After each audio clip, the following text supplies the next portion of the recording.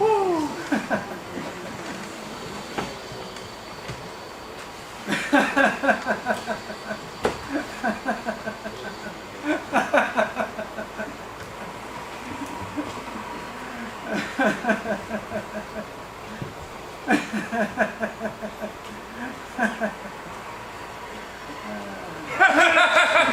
Jesus Christ! Lady, you scared the hell out of me. Ah, these things are great. A literary classic. Yeah, well, you can't go around sneaking up on people. You're gonna give somebody a heart attack or something.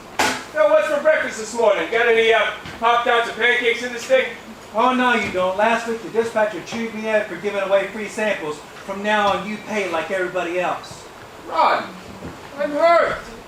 I thought we had a special kind of relationship, one that went beyond the meaningless exchange of currency. Rod, my friend, I thought we had an agreement. An agreement? What kind of agreement?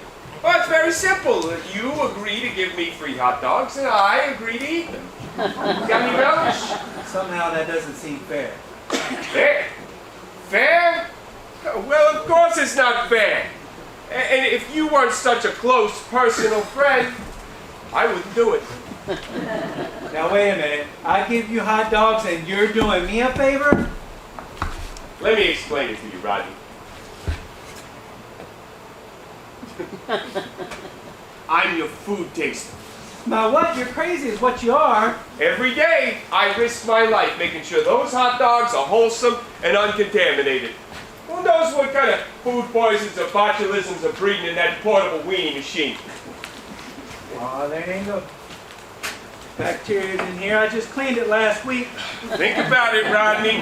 Imagine the horrible attacks of intestinal terrorism the innocent public would suffer if I wasn't willing to constantly sacrifice my digestive tract by eating 2 or 3 of those thoroughly unappetizing hot dogs. Oh, there ain't nothing wrong with these wieners. Maybe there is, maybe there isn't, but how do you know? Can you be sure that some new strain of bacteria hasn't wormed its way into this seemingly innocent vending machine and turned one of those weenies into a biological pork bomb waiting to go off in someone's stomach? Oh, that's a bunch of bull. There ain't no bacteria or brocolisms in here. Oh, take a look in there, Rodney. At this very moment, one of those wieners might be infested with germs that could rupture your intestines and make your colon implode. You really think so? What if a little old lady bought one of these hot dogs? You ever think about that, Rodney? What if some sweet old lady's colon suddenly imploded all over her garden club just because you didn't make sure your weenie wasn't crawling with killer brocolisms? Well, I feel pretty bad. And the cops.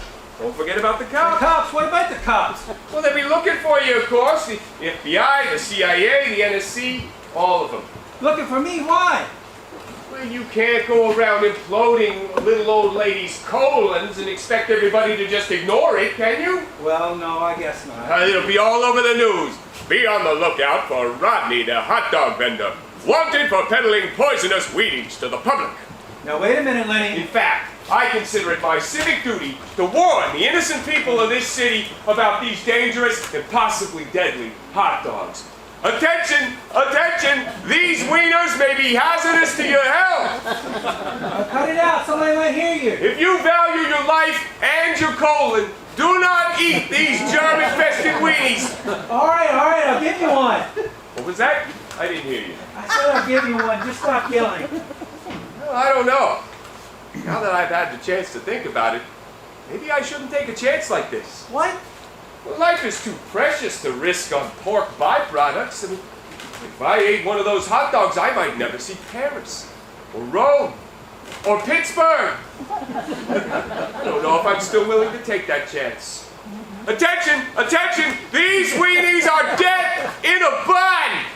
Wait, Lenny, you're my last hope. I don't want to make some little old lady's colon implode.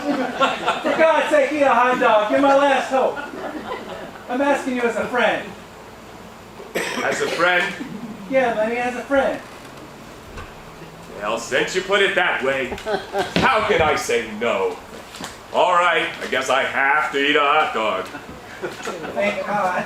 But I hope you appreciate what I'm doing for you. Oh, I do. You're a real pal, Lenny. Here you go.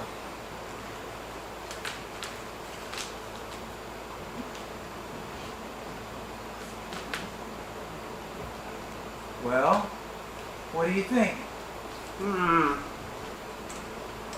A full-bodied flavor. Sharp, distinctive, and a bit impetuous. Does that mean it's all right? Rodney, my friend, I can say without a doubt that this hot dog is almost fit for human consumption. I really That is appreciate, the must. I really appreciate you doing this for me, Lenny. Hey, don't mention it, kid. Got any relish in there? Here you go. You want another just to make sure? Okay, but just one more. I'm trying to maintain my girlish figure. Well, thanks again, Lenny. I've got to get going down to 8th Avenue to beat the early lunch crowd. All right, and just remember to stop by you tomorrow so I can check out those wieners. Sure, I won't forget. See you, Lenny. I'm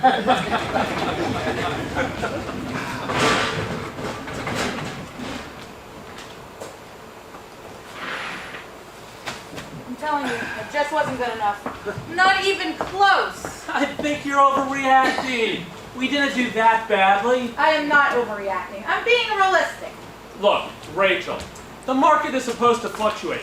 And besides, neither one of us picked any real losers. You're totally missing the point, John. I've been in this business longer than you. 6 months longer. Practically a lifetime. Yeah, well, you can see a lot in 6 months. Remember George Brockett? Yeah, I think so. Thin little guy, going bald, always wore a bow tie. Yeah, that's him. When I first came aboard, George was doing okay. Nothing spectacular, but no disasters either. One of those average profits, minimal losses kind of guys, you know? Yeah?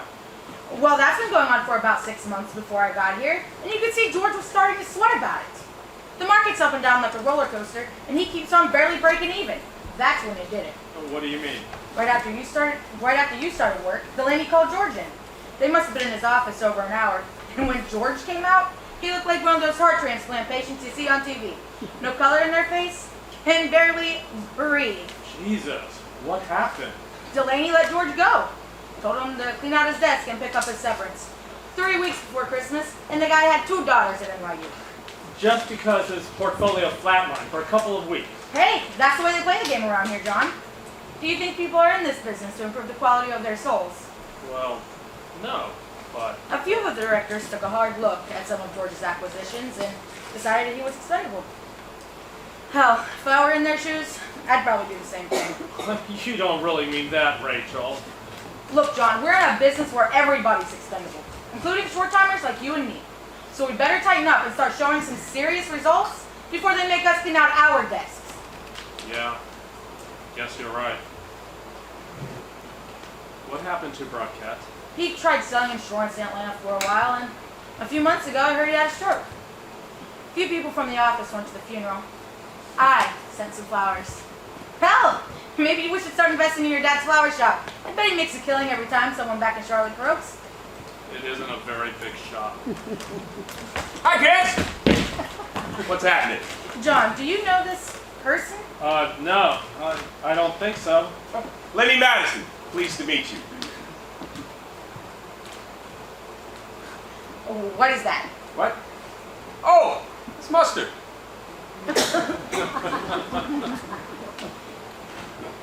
Hello, Mr. Madison. You guys look kind of depressed.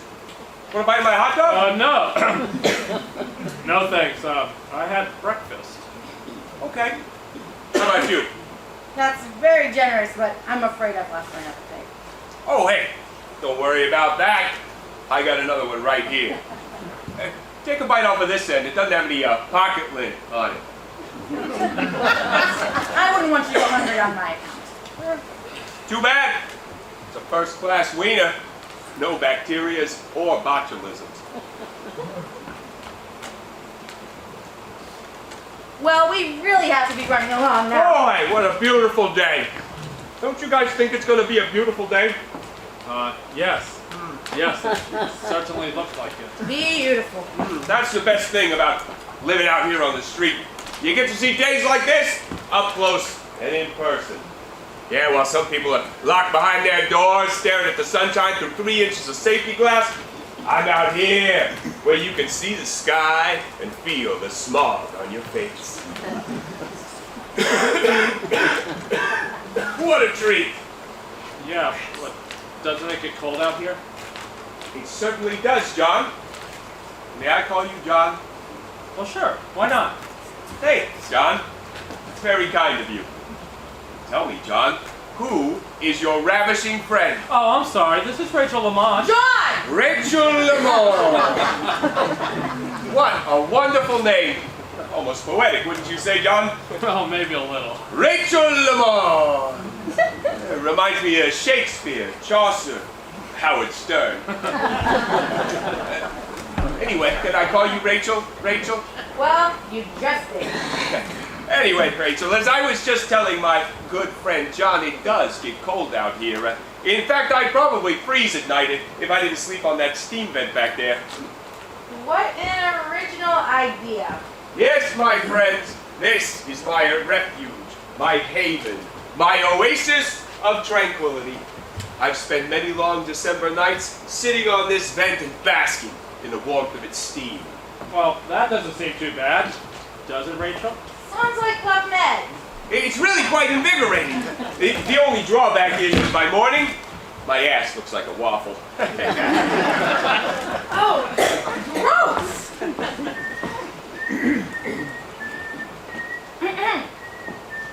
Well, it was nice meeting you. But it's really a person's attitude that counts. Know what I mean? Oh, God.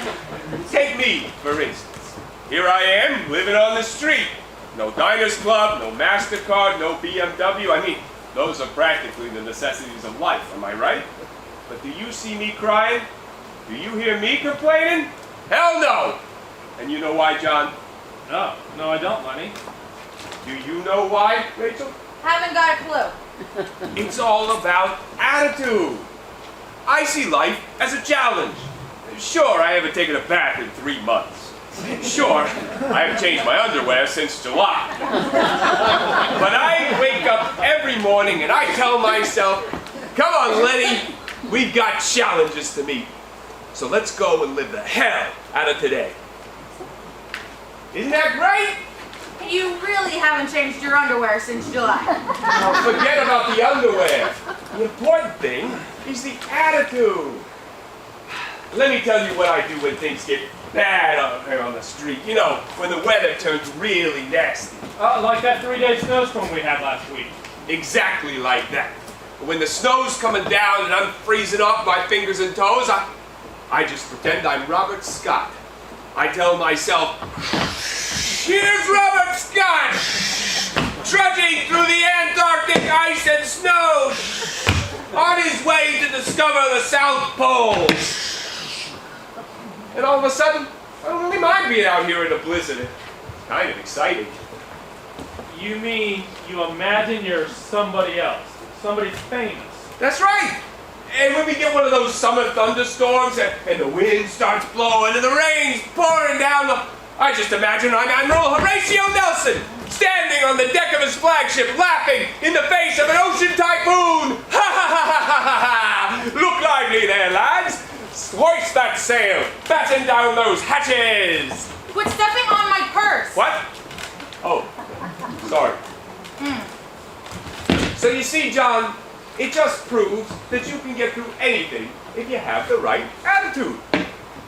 Yeah, I guess you're right. Hey, I know I'm right. So take my advice. And don't get so depressed over a few lousy stocks. How do you know about that? Oh, well, eavesdropping happens to be one of my favorite hobbies. It's lots of fun, and it doesn't cost anything. That's just terrific. I'm surprised the whole damn city doesn't know how badly we sucked this quarter. Look, Rachel, we just had a little slump. It happens to everybody. Hey, guys, don't worry about it. I got the situation under control. What are you babbling about? John, Rachel, I'm gonna help you pick some juicy, blue chip stocks. You're gonna help us pick stocks. I guess it's just your lucky day. Now, I was looking at this copy of the Journal the other day, and I found 3 companies that are sure winners. Well, John, I guess this proves we're washed up. Stock analysts for one of the largest mutual funds in the entire free world, and street people are gonna give us financial advice. Ain't America great? Now, I was thinking that considering the relatively low interest rates and the strength Mr. of... Madison, Mr. Wilson and I have spent more than 4 years studying business and economics in 2 of this country's finest learning institutions. So I'm sure you'll understand if we think you're slightly underqualified to give us investment advice. Yeah, but this is a sure thing. All you have to do is buy all outstanding shares of Magruder Confections, Fail-Safe Waste Disposal, and Roebuck Pharmaceuticals. I'm sorry, but John and I have to leave now. We have an early luncheon appointment to keep. Come on, Rachel. It wouldn't do any harm to humor the poor guy. John, it should be plainly obvious by now that this man is mentally deranged. Humoring him will only make him more unreasonable. Now, if you don't want to be late, you better start looking for a cab. Was there something I said? No, she's just in a bad mood.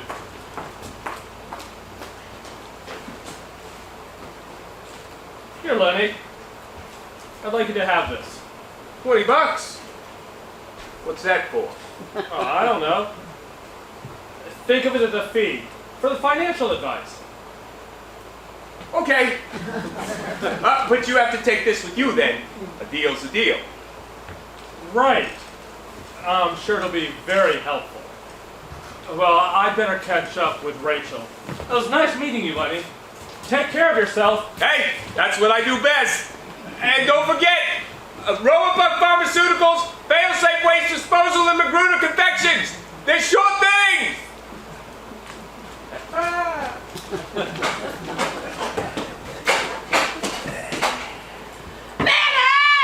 Lenny Madison! Where are you? What the hell are you looking at? Over here, Maggie! Lenny! Where are you hiding? I'm not hiding. I'm right here. Where? Here! I'm not in the mood for any of your games! Now where are you, Lenny? I'm at the bench. What bench? Any of you assholes see a bench? This bench. It's the big green wooden thing people sit on. I know what a bitch is, Mr. Wise Ass! Now where are you? On the bench. Oh! Which bitch is that? The one I was just telling you about. Where's that? Where's what? The bitch! It's over here with me. Oh, that's good! Where did you say you were again? Here. I'm here with the bench. We're together, a team. I never leave home without it. There you are, Lenny! Lenny! Those bastards are back again! What bastards? I don't see anybody. Jesus Christ, Lenny! Can't you see them sitting out there? That's all those nosy bastards ever do!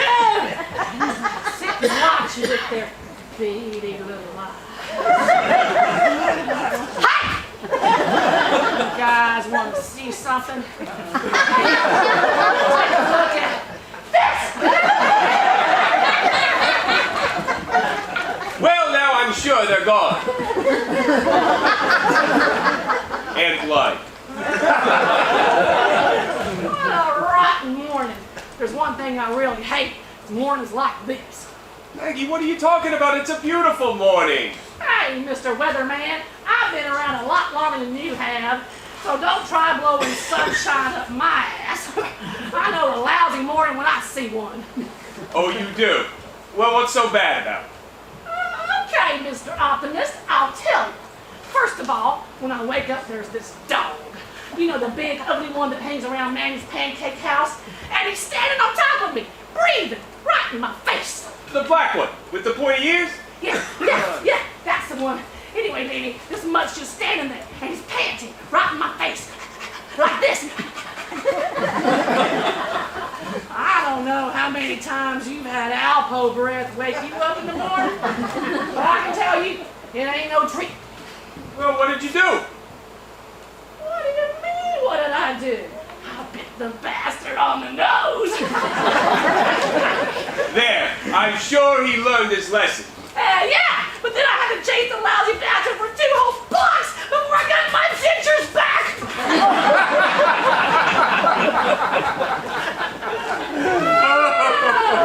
You're laughing. You think that's funny? Some kind of friend you are, Lady Madison. That mutt could have given me rabies or something. Oh, Maggie, the dog has to be on the other side of the teeth to give you rabies. So now you're a veterinary. When did you become an expert on rabies, Mr. Louis Pasteur? Maggie, I'm sorry. Come over here and I'll give you a big, wet kiss. Oh, you're crazy, Lady Madison. Crazy as a bedbug. I'm crazy about you, you sexy little minx. Come sit down here and talk dirty to me. Always knew you were a pervert. A crazy pervert.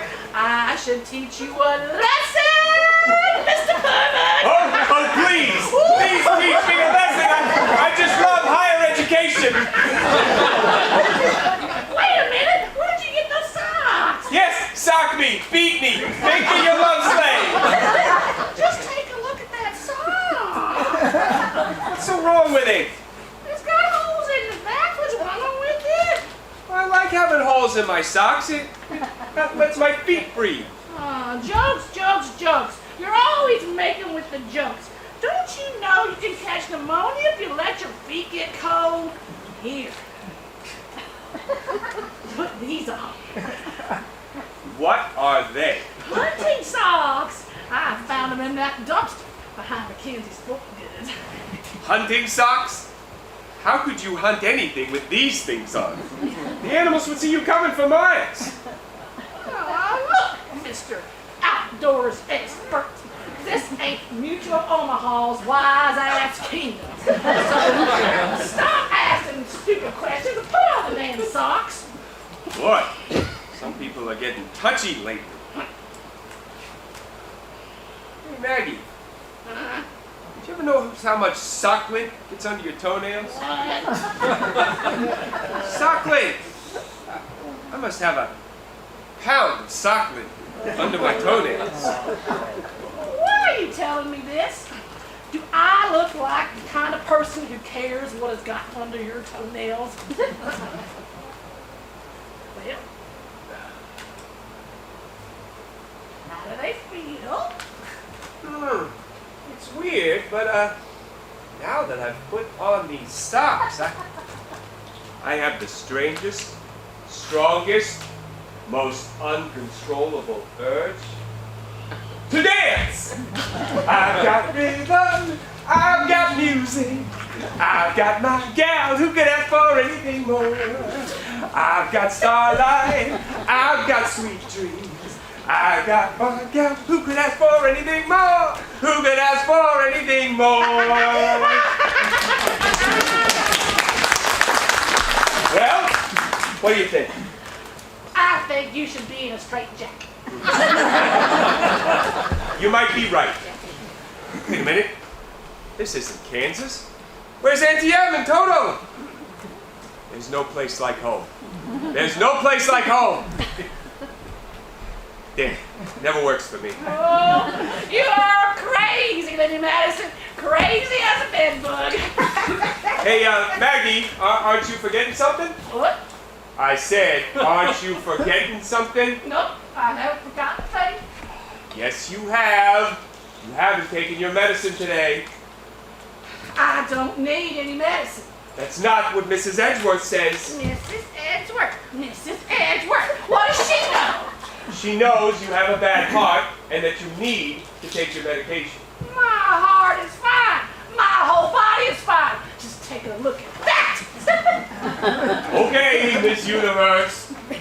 show off your muscles after you take one of your pills. Oh, I can't swallow them. Yes, you can. Oh, they taste like earwax. I eat it all the time. They make me constipated. You were born constipated. Now open up. Nope. Maggie, be a good girl and take your medicine.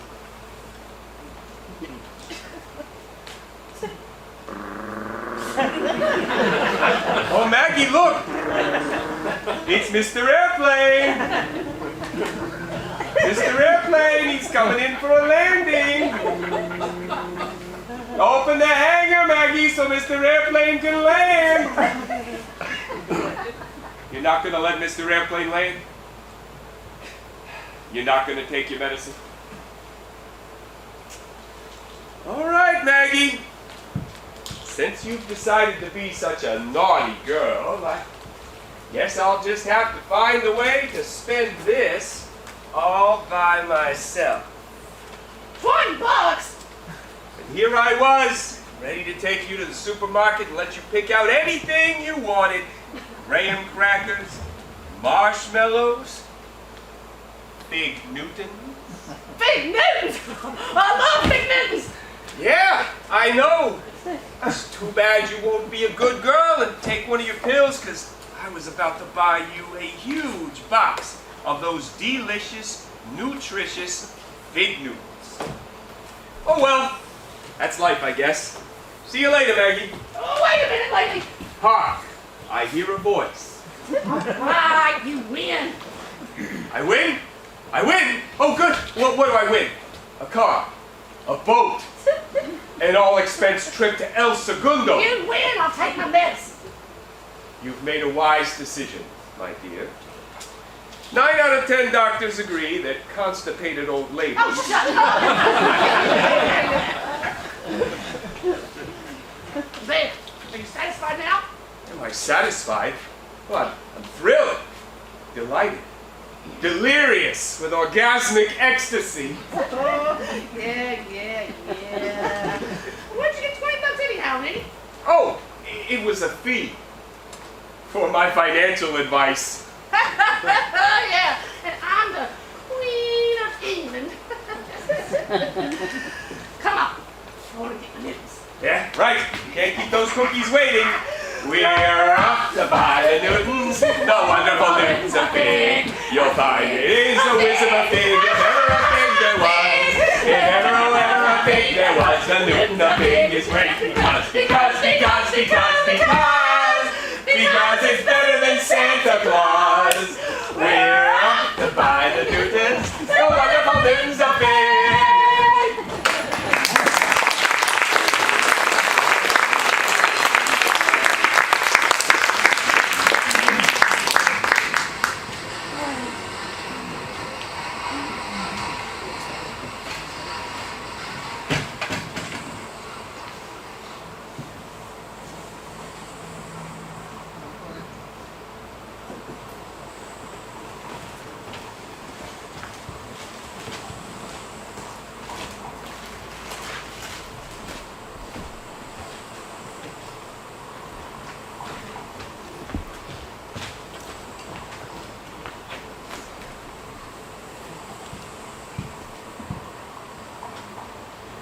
Good evening, Lenny.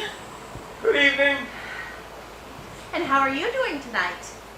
Oh, I'm fine. And how are you? Very well, thank you. May I ask why you're laying here with a newspaper on your face? I'm doing the crossword. What's a 7-letter word for hernia? Stop being foolish. Don't you know newsprint's bad for your complexion? Mrs. Edgeworth, it's you! Of course it's me. St. Peter's donated some blankets to the relief fund, and I thought I'd bring you one. I knew it. I knew you were a saint. Someone should canonize this woman. Where's that Pope when you really need him? I swear, Lenny, that... Well, I guess I'll just have to take care of it myself. by the power vested in me, I hereby create you the patron saint of donated blankets and dirty bed pads. In the name of the Father, and the Son, and the Holy Mackerel. Amen. Swing low, sweet chariot. Pardon me for bringing you, Reverend, but can we discuss something? Certainly, my child. Sit down and unburden your soul to me. I have the medication for Maggie. Is she still taking it once a day? Yeah, but she really puts up a fight. You know how much she hates this stuff. Yes, I do. And you're a good person to keep an eye on her. Oh, that's not it. I just like force-feeding pills to little old ladies. I know you better than that, Lenny. You can't fool me. I never could. You're completely foolproof. Now, I have something else to give you. Last Tuesday, I stopped by Dunbar Elementary, and I got a picture of Sam. See, there he is on the jungle bars. Yeah, he's really grown up. He's such a sweet little boy, so bright and active.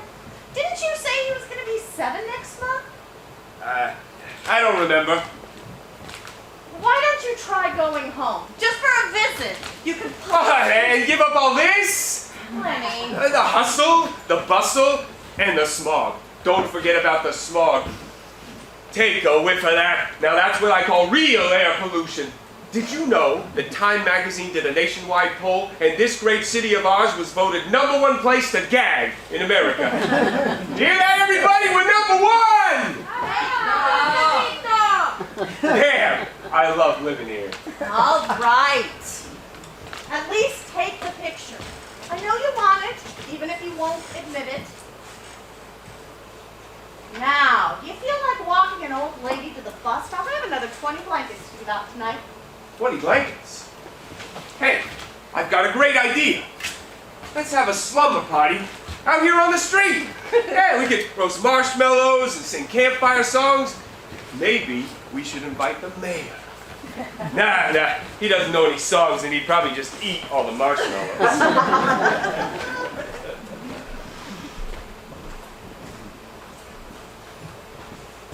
Yeah, this is the place, Rachel. I remember that bench. John, this is ridiculous. And there's a steam vent. Remember? He told us all about it. I can't believe I let you talk me into this. I hope he didn't move. Where the hell is he gonna move? Palm Springs? The Riviera? I don't know. He was here a week ago. Who cares? Who cares if he left or not? I still can't understand why you insist on wasting the evening looking for some crazy bum. Rachel, take another look at this. Just look at the figures. Okay, the stocks he gave you went up a little. So big deal. Oh, for Christ's sake, get serious. Look, Magruder Confections up 5%. Failsafe Waste Disposal up 7.5%. And Rowan Buck over 8. How do you explain that? All right, they all went up. So what? The guy just got lucky. Come on, Rachel. Think about it. 3 picks, 3 winners, with a net average of nearly 7% in 1 week. That's a pretty good batting average in anybody's league. What are you saying, John? Are you trying to tell me that a Vagrant knows more about the market than we do? Yeah. Are you really trying to convince me that even though I spent the last 4 years busting my ass in business school, a man who sleeps on a steam vent, pretends he's a dead British naval commander, and wears the same pair of underwear for 4 months at a time, is better qualified than me to predict the fluctuations in the American economy? All I'm trying to say is that numbers don't lie. And these numbers say that this guy knows something about the market. Well, I don't buy it. God damn it, John, it just doesn't make any sense. Yeah, you're right. It really does sound crazy, doesn't it? I mean, how could the poor guy possibly know? Wait a minute. What? He likes to listen in on other people's conversations. He was eavesdropping on us last week. Remember? Yeah, so what? Don't you see? Jesus, it's so obvious. He doesn't know anything about stocks, but he's always listening to people who do. Oh, you really think so? Of course. That's the only reason. That's the only way it makes any sense. I bet hundreds of people walk through here every day. Bankers, brokers, investors, and there he is, sitting back there, soaking up all that info. Well, I suppose it's possible. That's how he knew about those companies. He overheard some executive talking about his investment strategy. John, we need to talk to that bum. That's what I've been saying. Well, you're right. There's no telling what else he's heard. Yeah, but, isn't what we're talking about a little illegal? Oh, give me a break. Who doesn't use inside information when they get a chance? And if you don't want to find yourself back in Charlotte, you'd better grow up and get in the game. Right. You're right. And anyway, it's not like we're hurting anybody, is it? Hurting anybody? We're just gonna ask a harmless old vagrant a few innocent questions about what he's overheard. How could that possibly hurt anybody? And besides, who would ever know? Exactly. All we have to do is slip this guy a few bucks and find out what kind of information he's got. It's that simple. Yeah, but first we gotta find him. I bet he hasn't gone far. You just stay here and wait for him to show up. Wait a minute, where are you going? I want to run some of these numbers back at the office. See if there are any connections between the companies he gave you. I'll be back in a few minutes. But what do I tell him if he comes back? Just tell him I want to know what he's heard about the market, and that if he cooperates with us, there'll be something in it for him. Don't worry about it, John. It's not like we're dealing with Donald Trump here. Yeah, no problem. Don't worry, Rachel. I've got it under control.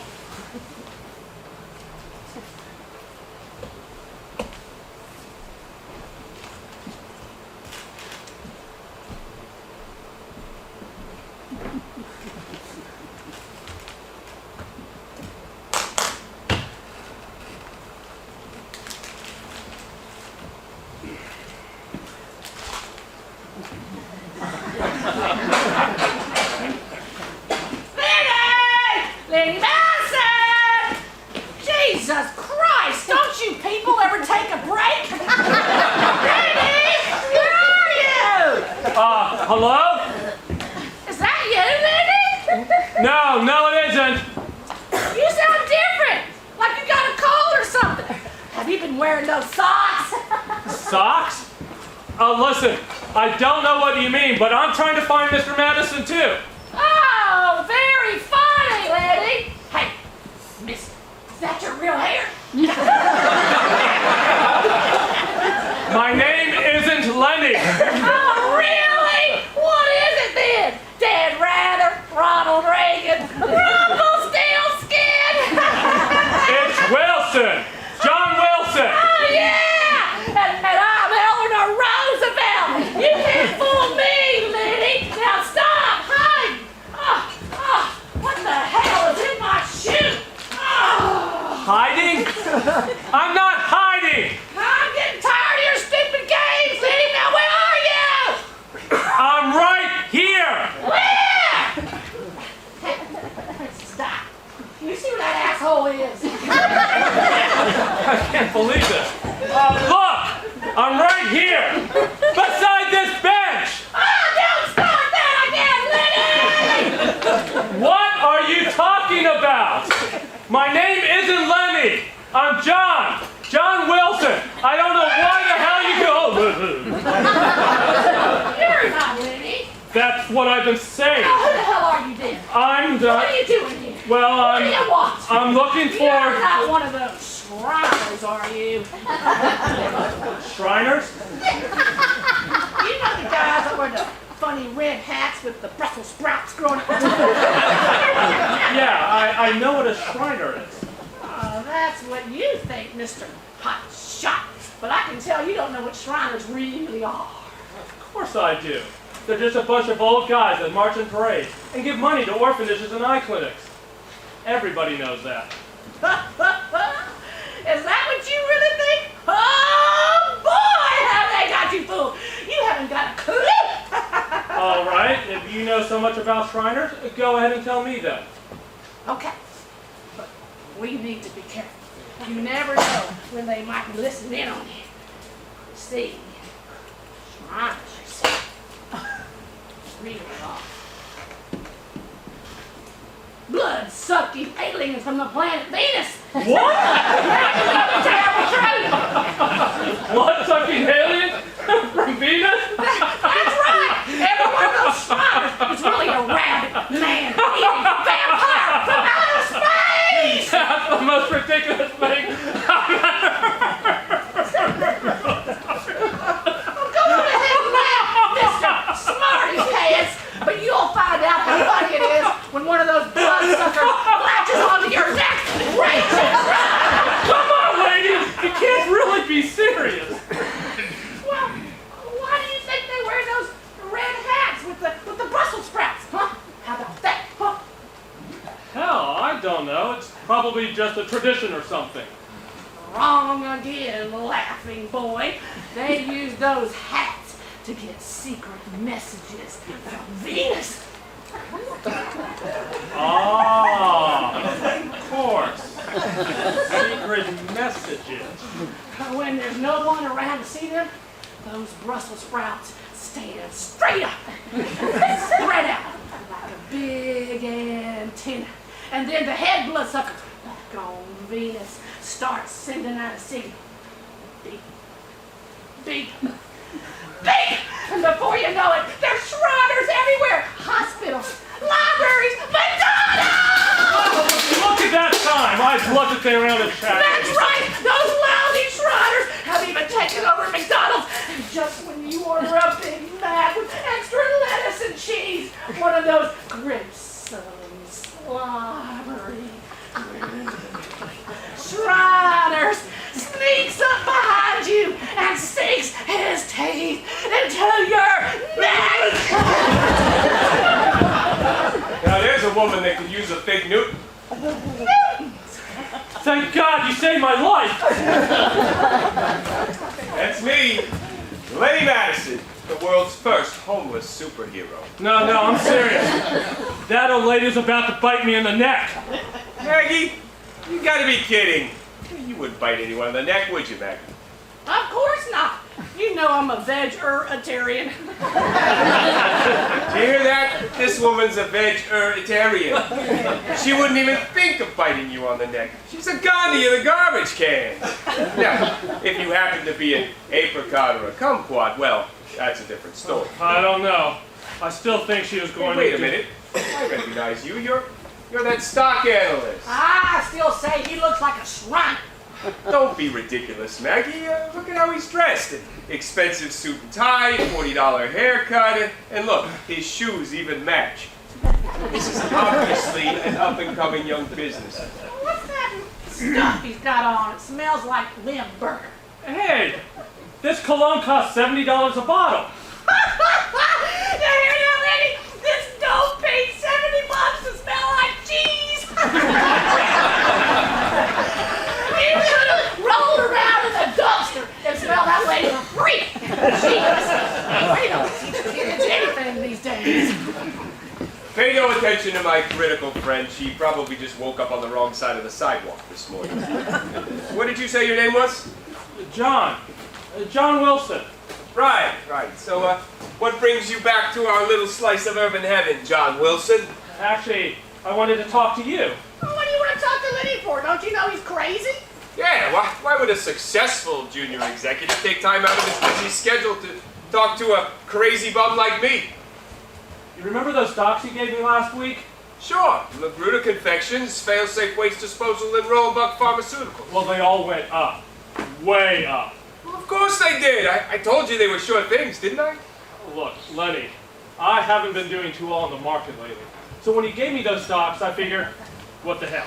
I'll buy some shares, see what happens. I've got to admit, I wasn't expecting much. But in 1 week, those 3 stocks averaged a 7% gain. 7%? Hey, that's not too bad. Not bad. I wish I could show that kind of profit every week. Yeah, well, I told you they were first-class picks. Nice to know I haven't lost my touch. Listen, Lenny, Rachel and I figured out how you knew about those stocks. Oh, you did? Yeah, and we would be very interested in any other information you might have. Oh, you would? Yeah, and of course there'll be something in it for you. You hear that? There'll be something in it for me. You mean like Fig Newtons? I don't know. You mean like Fig Newtons? What? You said there'd be something in it for me. There will be, if you cooperate with us. Never mind all that. What about the Newtons? Yeah, what about the Newtons? What have Fig Newtons got to do with anything? How should we know? You're the one that started all this. Look, we figured out you overheard somebody talking about the stocks you gave me. What Rachel and I want to find out now is whether you've heard anything else about the market. You got it all wrong. Hey, Lenny, how would you describe my primary disposition profile? How would I describe your what? My primary disposition profile. It's one of those personality tests they have in Cosmo. Would you say my natural disposition is charming, dignified, sensual, or alluring? Wait a minute. So you're saying that you didn't overhear someone talking about their portfolio? Well, what do you think? Am I charming, dignified, sensual, or alluring? Of course I didn't. Then how did you know Hey, about Mr. the... Three-Piece Suit! Shut your yapper before I rip off your lips and shove them up your nose! I'm only going to ask you one more time. Am I charming, dignified, sensual, or alluring? All of the above. Good, that's what I put down. I hate to break it to you, John, but I'm the one that picked those stocks. But how could you have known anything about the market? I mean, you're a... well, it's just that you're... A crazy old bum? Yeah, I guess that's what I am. Not a pretty picture, is it? I'm sorry, Lenny. I just don't see how you could have picked those stocks by yourself. Why not? Take a look around you. All the information you need is right here. Maybe this wasn't such a good idea. I'm telling you, John, everything you need to know about the market is out here on the street. Look, do you know what this is? It's a garbage can. Wrong.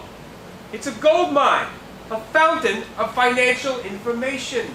This is a fountain of financial information. Well, think about it. How does trash get into the trash can? It doesn't climb inside by itself. Somebody throws it in there. But before they can throw away the trash, first they had to buy it. This isn't just a garbage can, John. It's a fully updated consumer survey receptacle.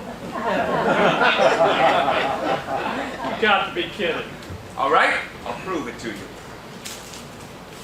Oh, don't bother, Lenny. I already checked it this morning. Checked it? For what? For breakfast, you moron. What else am I going to do to a garbage can? Breakfast? Aha! I knew I'd find one in here. Take a look at this. It's an empty box of cough drops. So what? So think about it.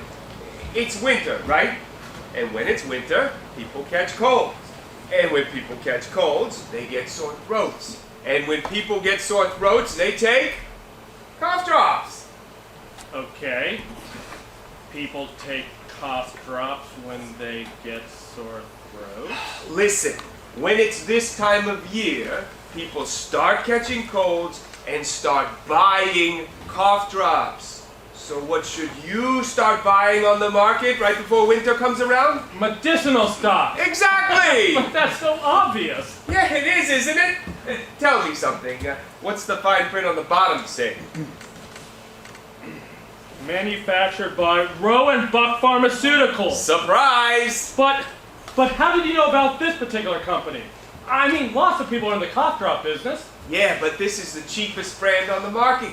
Everyone out here on the street uses it. And besides, I also happen to know that Rowan Buck is the nation's largest manufacturer of cold medication. You actually used a trash can to help you pick this stock? Sure! And it works even better for junk bonds. Junk bonds. It's a joke, Maggie. Look, it's one of those scratch and sniff perfume samplers. Ode to a Nightingale. It matches my sensual personality. Okay, but how did you know about the other company? Like Magruder Confections? Oh, that was obvious too. You see, they started running this promotional campaign a few months back. If you buy one of their specially marked wrappers, you could win $10,000 cash, a new car, a trip to Hawaii, or a lifetime supply of Uncle Bonzo's extra chewy Jelly Bellies. I never thought people really fell for those contests. Sure they do. It's just like the lottery. People always love to think they're getting something for nothing. And besides, would you pass up the chance for a lifetime supply of Uncle Bonzo's Jelly Bellies? They give me gas. That's why I like them.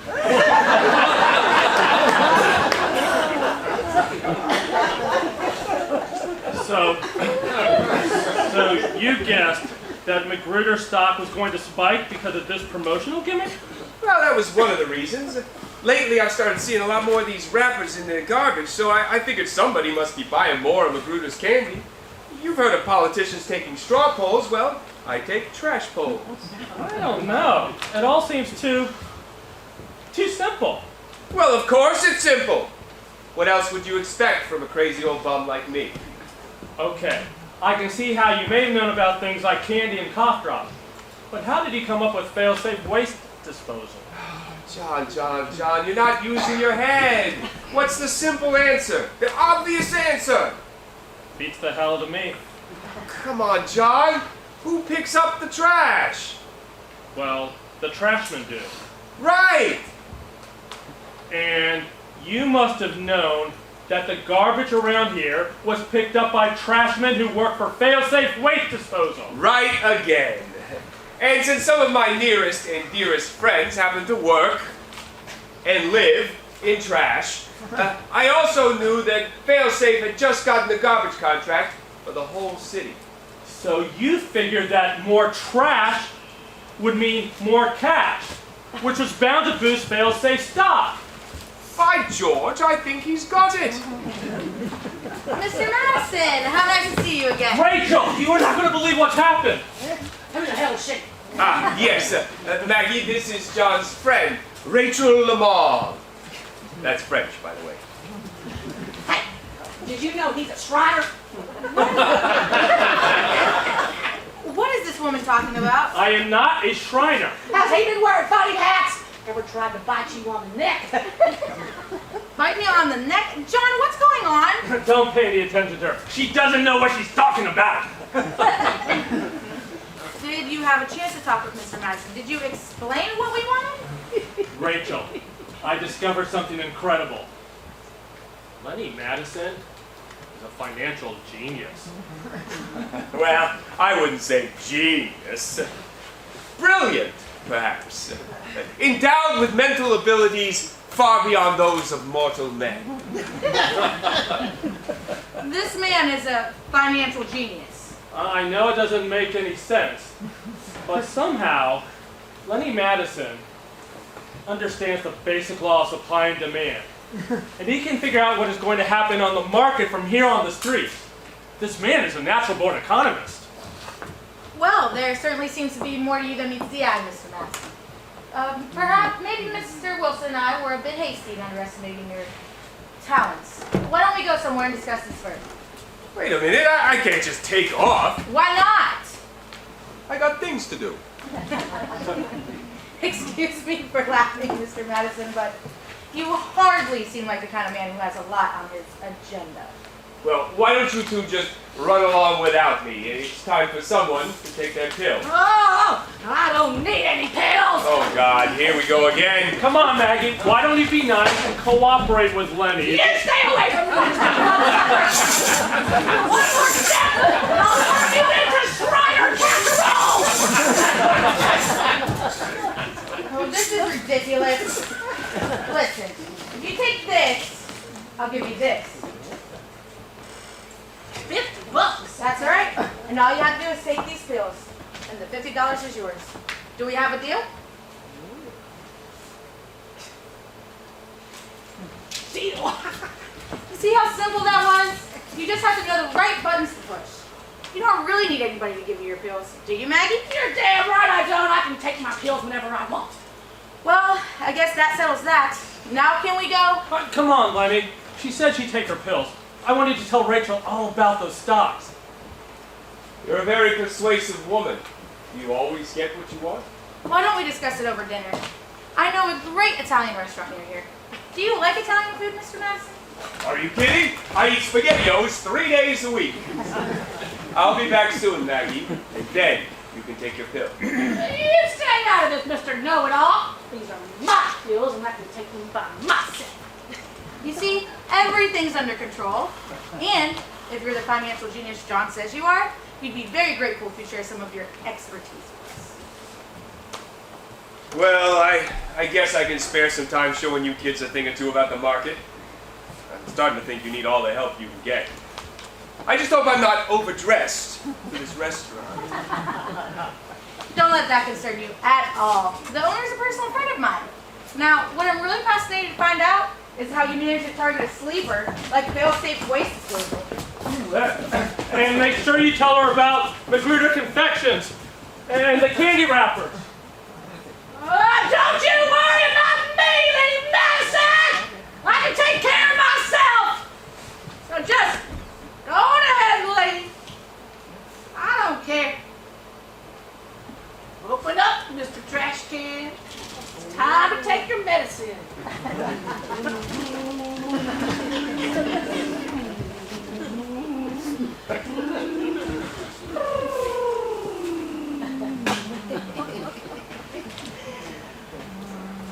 What the hell are all you all looking at? I know what I'm doing. I'm in the money. The sky, sunny. Do do do do do do do do do do. I'm in the money. The sky, sunny.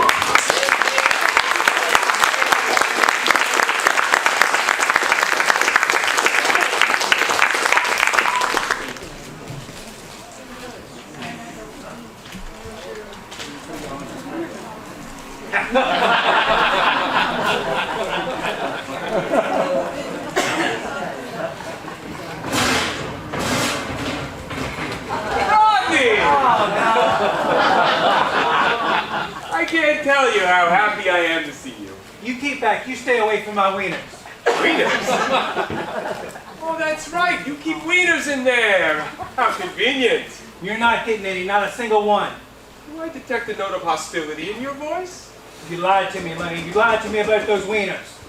Rodney, I don't know what to say. You've cut me to the quick. And after all I've done for you, You haven't done a thing for me except make up a bunch of bull about my wieners. But I'm not falling for your tricks anymore. Now get out of here before I call a cop. how sharper than a serpent's tooth it is to have a thankless hot dog peddler. My faith in humanity is crushed. Cut the crap, Lenny. You knew all along there wasn't anything wrong with these wieners. All right. I can tell it's no use trying to fool you any longer. You're just too smart for me. You better believe it. I asked the dispatcher about it. He says it's way too hot in one of those machines for any bacteria or botulisms. All this time you've been saying how I'm going to rupture somebody's intestines or implode the colons out of some little old lady. Well, you ought to be ashamed. Oh, I am, Rodney.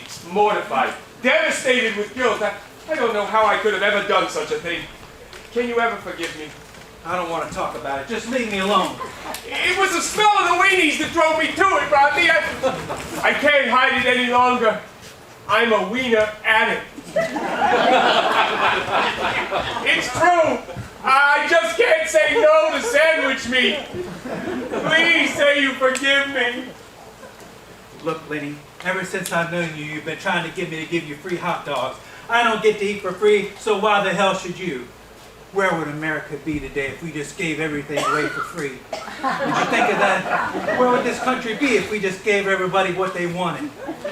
Jesus Christ, we might as well be communists. I hate to say this, Lenny, but you've been acting like a commie. Me? A commie? Lenny Madison? A communist? Let me tell you something, Rodney. I'm a red-blooded, patriotic, Yankee Doodle American. Every day I wake up on that steam bed over there, I thank God I'm living in the U.S. of A. And when I'm digging through the back alleys and garbage cans, you can hear me humming the Star-Spangled Banner.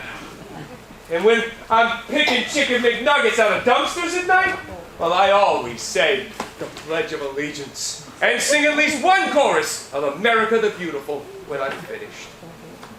And let me tell you something, Rodney, my friend. You can't truly appreciate this great country of ours until you've lived in it like I do. Oh yeah? How do you figure that? It's obvious, isn't it?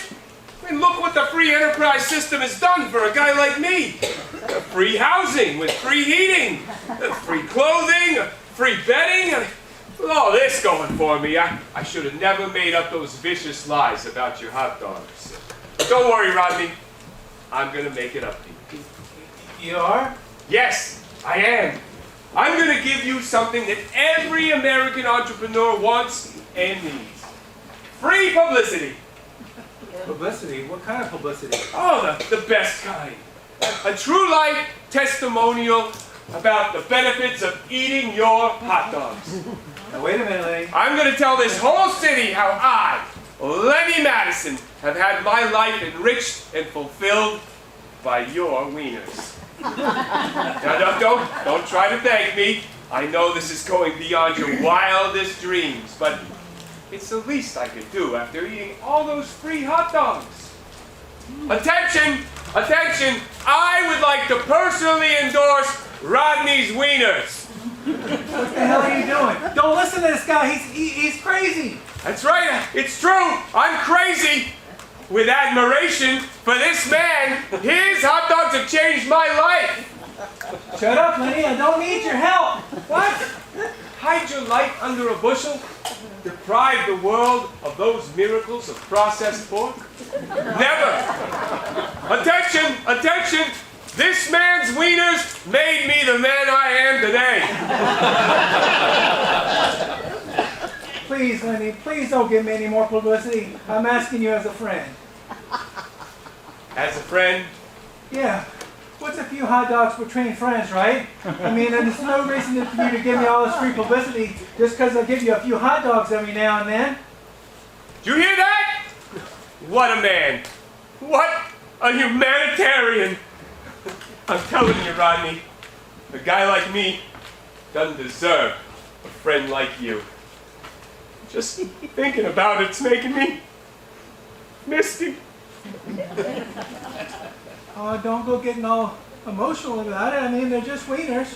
Why don't you let me fix you one? No. You've been too good to me already. Come on, it'll do you good to eat something. No, I couldn't possibly take another one of those hot dogs. Unless it were completely disguised by chili, mustard, mayonnaise. And peppers, and garlic, and extra relish. You remember? Who could forget an order like that? Did you really mean all that stuff you said about singing America the Beautiful and the Star-Spangled Banner? Absolutely every word. Take it from me, Rodney. We're living in the land of opportunity. Yeah, I guess you're right. Oh, say can you see by the dawn's early light what so proudly we hailed at the twilight's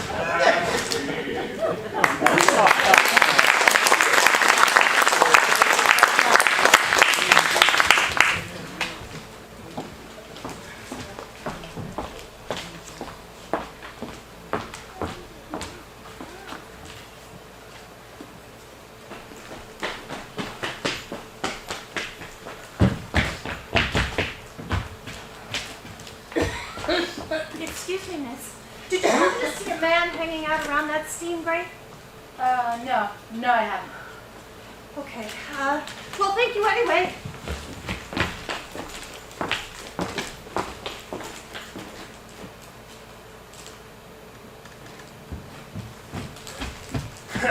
Sorry I'm late, but I wanted to pull up these figures as soon as the market closed. It looks like Lenny's done it again. The guy's just a machine.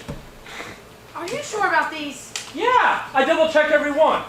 And he was even right about Thrash Computing. It went up 12.5%, even before the takeover bid went public. And Consolidated Metalworks spiked another 5%. How the hell is he doing it? He told us how. Remember?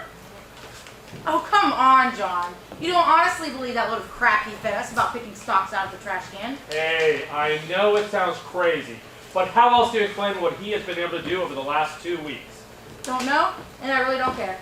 As long as he keeps on doing it. Listen, Rachel, I want to find Lenny an apartment. It's time to get him off the street. Now wait, I still think it would be a mistake to rush in anything. How do you mean? I mean, Mr. Madison seems perfectly happy living out here on his steam vent. Now, whether he picks stocks out of the trash can or overhears people talking about the market doesn't really matter to either of us. What matters is that we finally started to make a name for ourselves, and I just don't think it'd be wise for us to do anything that would jeopardize that. Okay, but what about Lenny? Don't you think we owe it to the guy to help him get out of here? I mean, come on, Rachel. Take a look around. Nobody's really happy living in a place like this. We're not social workers, John. It's not our job to find homes for vagrants or solve all of the world's problems. Now, I suggest we start thinking of Mr. Madison as a resource, a valuable resource, one that shouldn't be allowed to go to waste. You know, I've never really noticed it before, but you two make a lovely couple. Mr. Madison, I didn't see you standing there. Oh, that's because I naturally blend in with all this beautiful scenery. Rachel and I were just discussing whether we should move our meeting place to a more comfortable location. And I was explaining to John what a traumatic experience moving one's home can be. Now, I want you to know how important your peace of mind is, and we wouldn't want to do anything that would upset that. Really? You really mean it? Let me tell you both something. And I mean this from the bottom of my heart. A guy like me doesn't deserve to be treated this way by people like you. Just thinking about it is making me feel misty. Listen, Lenny, I really think it would be best if we Get down to business right away. Now, I saw a number of interesting energy-based prospects in the journal this morning, and I wanted to get your expert opinion on them. Well, it's a lucky thing that the two of you stopped by because last night I experienced an economic epiphany. What some might call a monetary miracle. Oh, really? Well, I'm sure we'd be very interested in hearing about this miraculous event. Wouldn't we, John? What? Oh, yeah. Yeah. Of course we would. Well, it happened just after I'd finished a whirlwind shopping spree of the 4th Street Salvation Army. I was strolling through the alley behind Dunkirk's donut shop when I heard a voice call my name. Lenny. Lenny Madison. Now, both of you know how exhausting late-night shopping can be. Especially when you're searching for fashion bargains like this exquisitely tailored two-tone flannel shirt with the tasteful tire tracks down the bottom and the elegant holes in the armpits. Anyway, after a long evening of modeling one-of-a-kind designer apparel such as this, I just wasn't in the mood to strike up a conversation in a dark alley behind a donut shop. You can understand that, can't you, Basil? I certainly can, Mr. Madison. Makes sense to you, doesn't it, John? Makes sense to me. And so I had just decided to keep going when the voice called out to me again, Lenny. Lenny Madison. And that's when I saw it. Well, what was it? Oh, it was incredible. Amazing. Beyond belief. Come on, Lenny. What did you see? Are you sure you want to hear this? I mean, this might change the world as you know it. Send the price of sushi up, destroy miles of oceanfront property, wreak havoc on your credit ratings. Yes, just go ahead and tell us. I looked across the alley, and then I saw it. There, beneath a poster for anal sac, hemorrhoid cream. It was a trash can. A burning trash can. And out of the flames, the voice called out to me again, Lenny, Lenny Madison. And I saw that the fire did not consume the trash. And lo, I was afraid. And then the voice called unto me again, saying, Come forth and remove the shoes from thy feet. And I said, Why should I remove my shoes, O container of burning rubbish? And the voice said unto me, Thou art standing on holy ground. And I looked down, and behold, I saw I was standing upon pavement that sparkled like gold and shone like silver. So I took the shoes from my feet, and once again the voice spoke unto me from the fiery trash can, saying, Come forward and look upon me, Lady Madison. And I came forward, and I looked upon the trash can, saying, Who is it who calls unto me from yon receptacle of flaming refuse? And the voice said unto me, I am the God of your fathers and your fathers' fathers, of Carnegie and Hughes, of Rockefeller and Forbes. I am the currency of life and the depository of power. And then the face of George Washington appeared unto me from out of the flames, and I saw a pyramid beneath the face, and a golden eagle perched upon its head.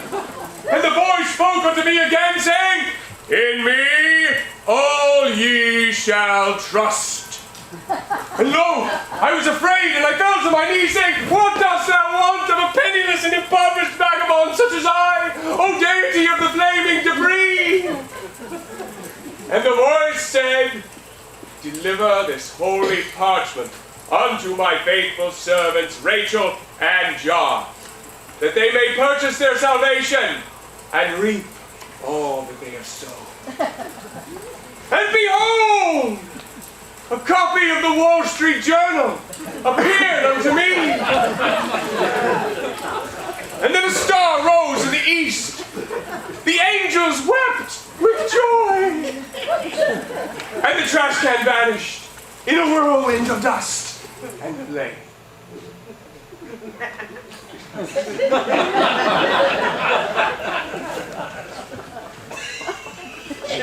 Wow. Well, that certainly was an interesting story. Didn't you think that was interesting, John? Well, I mean, I never heard. Wow. My sentiments exactly. After all, it's not every day one has a deeply moving spiritual experience like Mr. Madison's. Do you think we could get a quick look at that copy of the journal? Oh, I never dream of keeping it from you. Never let it be said that Lenny Madison ever kept the Holy Scripture out of the hands of a stock analyst. Look, Remington Consolidated has been underlined. Right there, near the bottom. I mean, isn't that what this great country of ours is founded on? Religious freedom? Do unto others before they do it to you. That sort of thing. Look, there's some kind of note beside Garrison Petroleum. Yeah, but I can't make it out. Buy 2,000 shares after price drops 3%.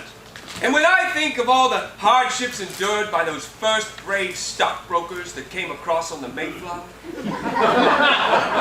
the blizzards, the Indians, the high-risk, low-yield mutual funds, I'm not ashamed to say it puts a lump in this fellow's throat.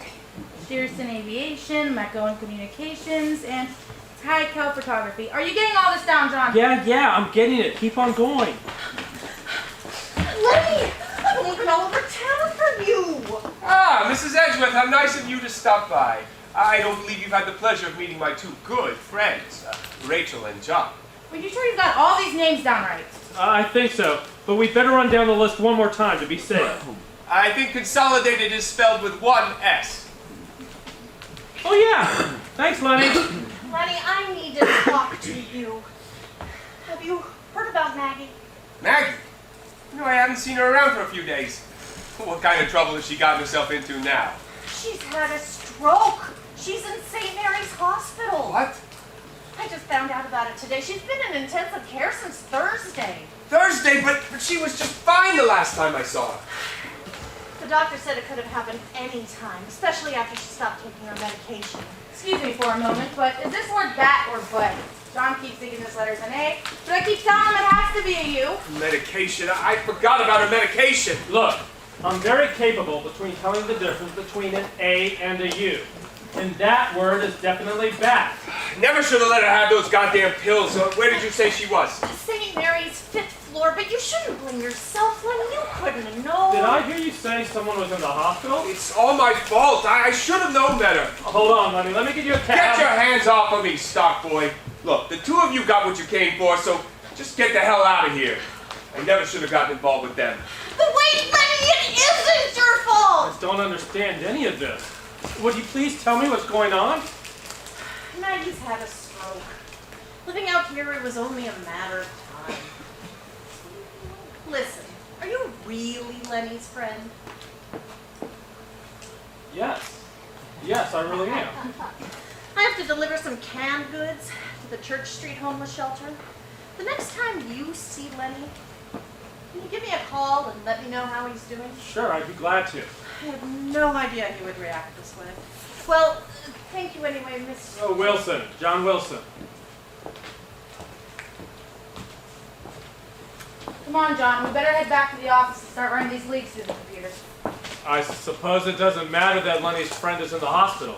Well, I certainly don't see how you or I could do anything about it. And I suggest we go ahead and check out these cops. We could always come back when Mr. Madison is in a less emotional frame of mind.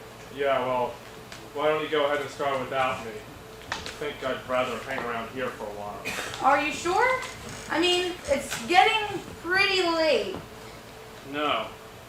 I guess I'm really not sure about anything anymore. Well, I'll be at the office if you need me. Don't forget about our 2:30 appointment with Delaney tomorrow. Look, why don't you have some kind of floral arrangement sent to Mr. Madison's sick friend? After all, flowers are your family's specialty, and it never hurts to make a good impression. Yeah. I guess you can always count on flowers to make a good impression.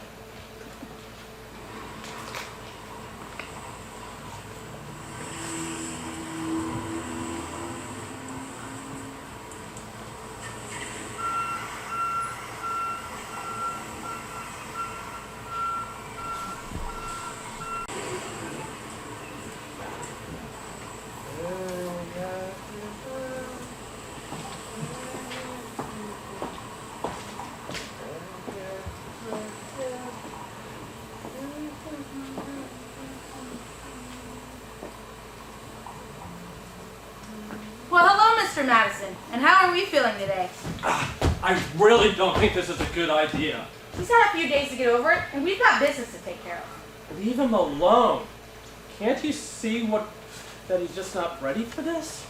Look at him! For Christ's sake, how much longer do you think he'll be of any use? Especially after he's poured a few more bottles of that battery acid down his throat. I don't know. I don't know how much more of use he'll be. Don't you think we've used him enough already? Oh, well. If it isn't my two friends, Rachel and John. I wonder what brings you both back here again. John and I were concerned about you, Mr. Madison. We dropped by to see how you were getting along. Oh, how sweet. If only I could tell the whole city how lucky I am to have two wonderful pals like you. A toast! A toast to Rachel and John. May your gold cards never tarnish and your Mercedes never rust. Lenny, I'm sorry I ever talked to you. What John's really trying to say is... Yeah, John. What are you really trying to say? Wait, let me guess. You're going to tell me how sorry you are things worked out this way. But cheer up and look at the sunny side of life. Oh, well, thanks a lot, John. You don't know how much better that little inspirational message makes me feel. Actually, we thought it might be a good idea if we helped take your mind off your troubles. Oh, how considerate! And what exactly did you have in mind? A game of tiddlywinks? Or maybe we could just sit around and tell each other scary ghost stories. No, I can tell by the look on your face I haven't guessed it yet. Wait 1 minute. You wouldn't want me to pick a few more stocks, now would you? Well, now that you mention it, I happen to have today's copy of the Wall Street Journal. My God! What an incredible coincidence! Can you believe it, John? Rachel has a copy of the Wall Street Journal. Well, let me tell you kids what you can do with the Wall Street Journal. First, tear it neatly into 2 equal halves. And then, crumple up each half into a nice, round, newspapery ball. And then shove each of those balls up your asses. and then you and John and the Wall Street Journal can all go straight to hell. I told you he'd feel this way. Don't you see what we've done to him? And just what do you think we've done to him? We didn't get him fired. We didn't throw him out of his house. We didn't force him to live out here. It's not our fault. It's not our problem. You really want to know what we've done to him, John? We gave him the chance to be useful. We gave him the opportunity to make a profit. And all he had to do was give us a little information. That's all. It couldn't have been more simpler. But is he grateful? Does he appreciate any of that? No! He's just like all the other losers and bums in the world. No matter what you give them, they always want more. You're wrong, Rachel. It isn't his fault. He doesn't really understand what's going on.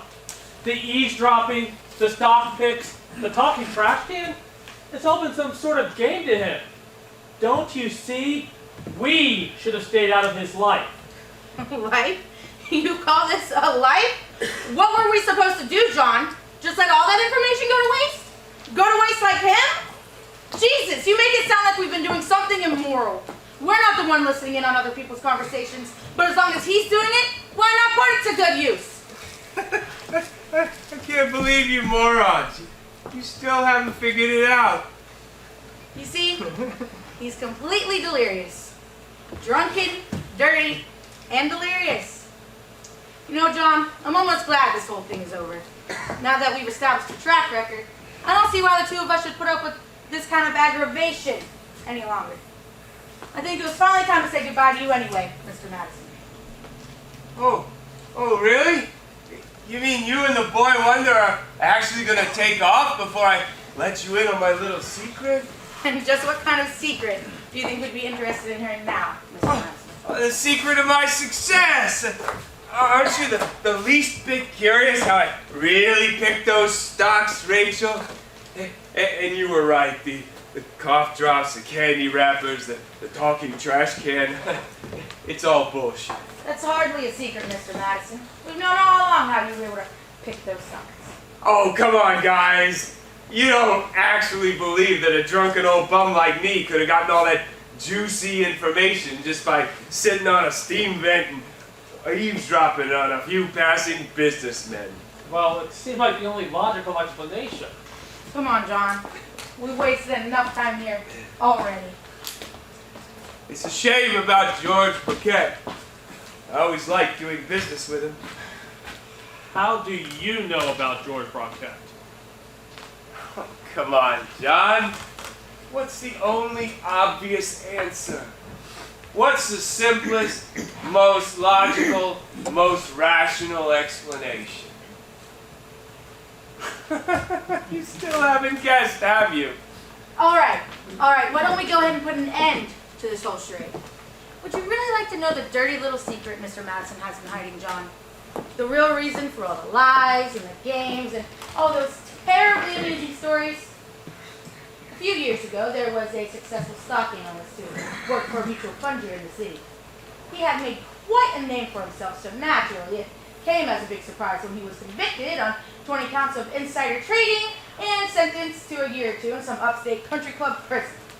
But the whole thing that makes this tragic little story so remarkable is that nobody ever heard from the broker again. He just vanished in the thin air. Until now. John Wilson, allow me to introduce you to Mr. Leonard Walcott Madison, or at least all that's left of him. Oh, come on, Rachel. You can't really be serious. You knew all along, didn't you? What? Of course I knew, almost from the very beginning. How did you figure this out? You don't really believe I'd take financial advice from someone like this without checking him out? Besides, it was obvious he had a lot of practical experience in the market, so I made a few discreet phone calls, and it turned out the name Lenny Madison had a number of very interesting stories attached to it. All this time you're just playing along with the game. You can play the game, Mr. Madison, especially when it's a game for these kind of stakes. To hell with the game. Why didn't you tell me? Because I knew you'd react this way. You're far too emotional for your own good, John. How do you expect me to react? All this time, he's been lying to you. You've been lying to him. And you both have been lying to me. Don't you understand? It was for your own good. I knew if you found out the truth, you'd only want to get personally involved with them. And what's so wrong with that? Jesus Christ, Rachel. He used to be us. What difference does that make? Look at him now. Look at what he's made himself into, John. Do you honestly believe that you or I could ever be like him? But that's not the point. That's precisely the point. Nobody's forced him to throw away his life. He made that decision himself, and there's nothing you can do or say that's going to change it, John. But what's wrong with giving him some help? Don't you understand? This man has been convicted of insider trading. We can't ever afford to be directly connected with him. And even though you knew that, you still chose to use all that information he gave us?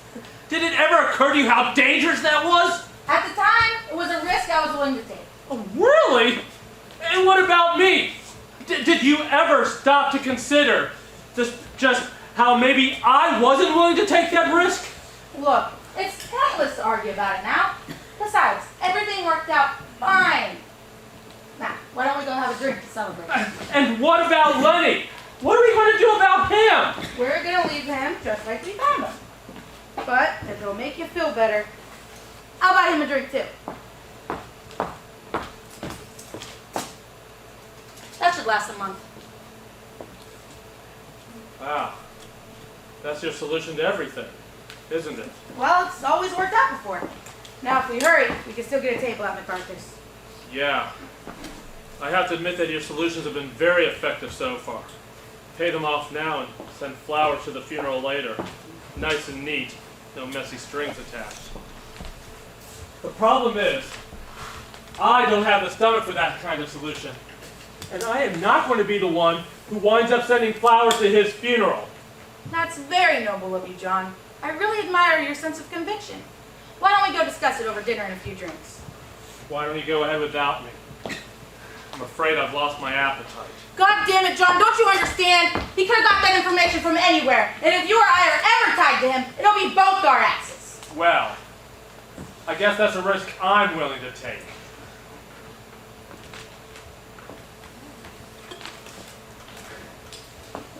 Well, I'm not.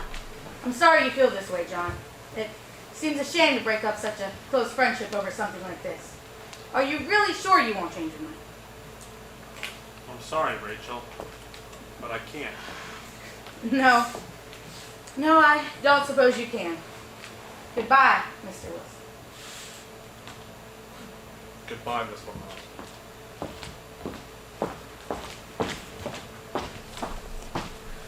When the Himalayan peasant meets the he-bear in his pride, he shouts to scare the monster, who will often turn aside.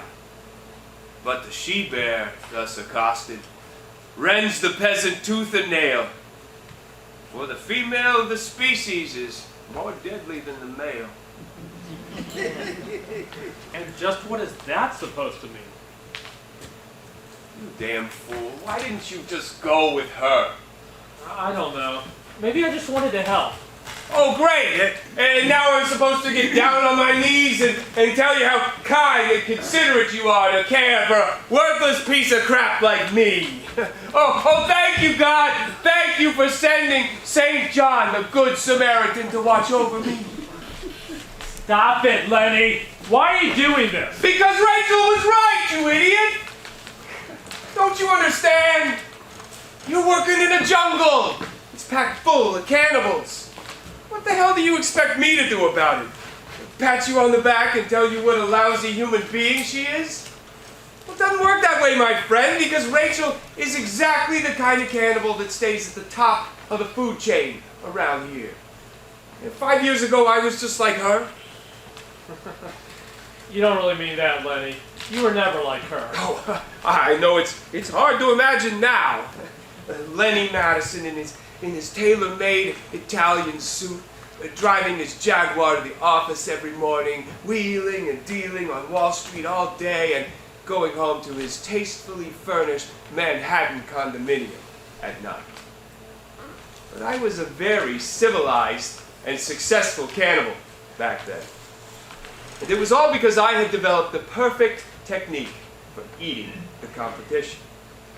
You see, the trick is to bite away a little bit at a time. You know, just nibble at them until you hit a vital organ, the liver or the heart, for instance. And then, when you finally found a particularly sensitive part, you just reach inside, rip it out, and show it to them. Excuse me, Mr. Broquette, but isn't this your heart?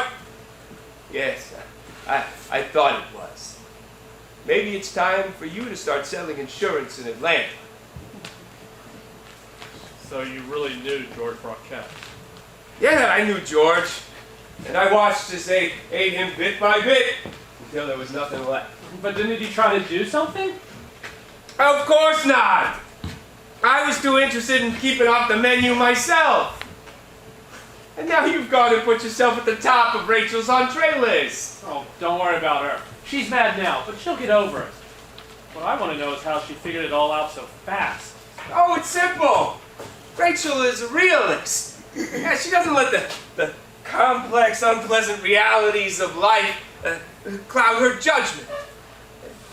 Most people prefer to ignore urban eyesores like me.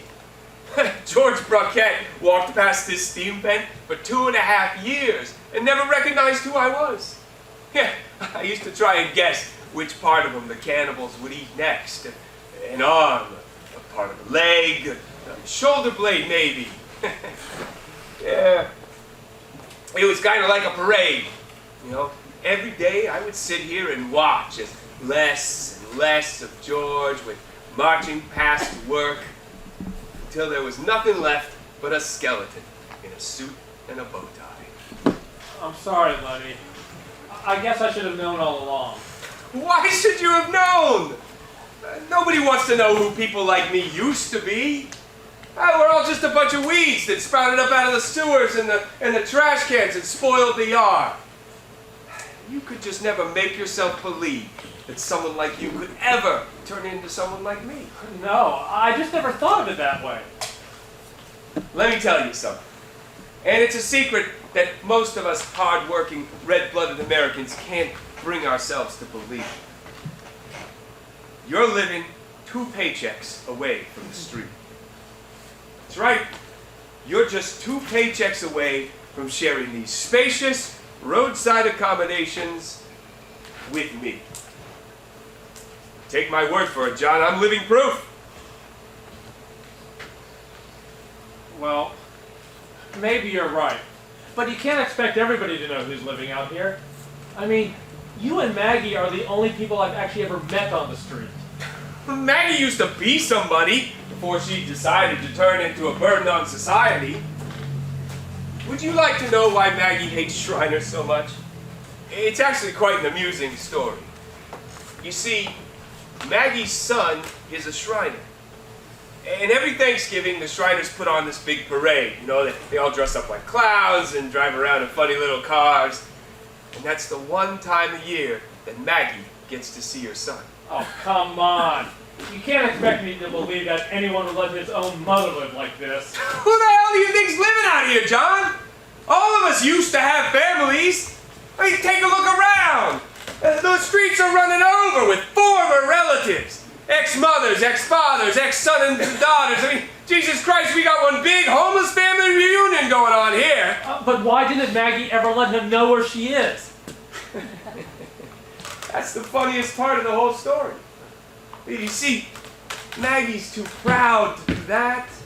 Yeah, for some reason, she doesn't want her son finding out that she spent the last 7 years sleeping on park benches and eating out of garbage cans.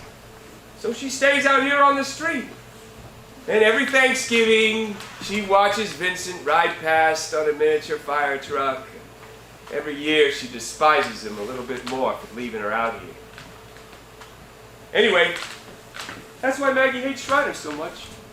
Yeah, now it all makes sense. I mean, but what else can you expect from a crazy old bag lady who won't even take her medication? Now she's lying in a charity ward with tubes up her nose and down her throat. All thanks to Lenny Madison and the miracles of modern medicine. What happened to Maggie wasn't your fault. It was my fault! My fault for getting involved with you! And my fault I had to prove I could still play the game! Come on. Ah! Some people never learn, do they, John? Let me help you get out of here. Leave me alone, you stupid bastard! Can't you see I don't want your help? I don't want your sympathy! I don't want to see your goddamn face around here anymore! Now get the hell out of here! All right. I'm leaving.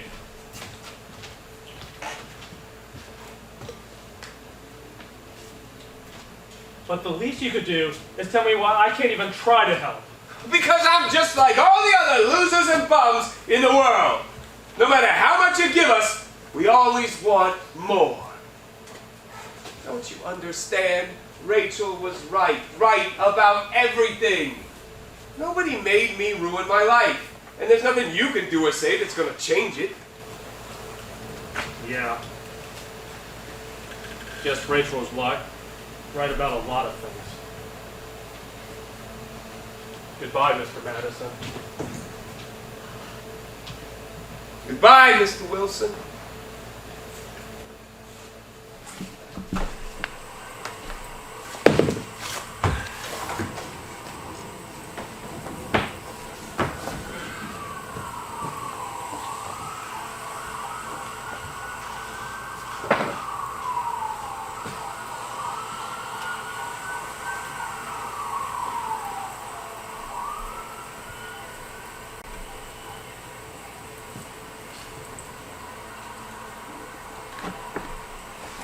Billy Madison. He's always playing games. You never know where he's hiding. He used to buy me Fig Newtons. He's over there on his grate. We're off to buy the Newtons. The wonderful Newtons of Fig. Lenny, wake up! Leave me alone. You gave it the office. Come on, Lenny, there's someone here to see you. Go away. Lenny!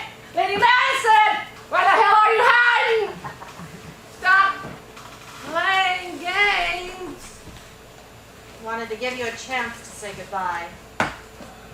So they've finally decided where they're going to put her? There's a state home near Albany. It's not much, but it was the best I could manage. How's she doing? Is she feeling okay?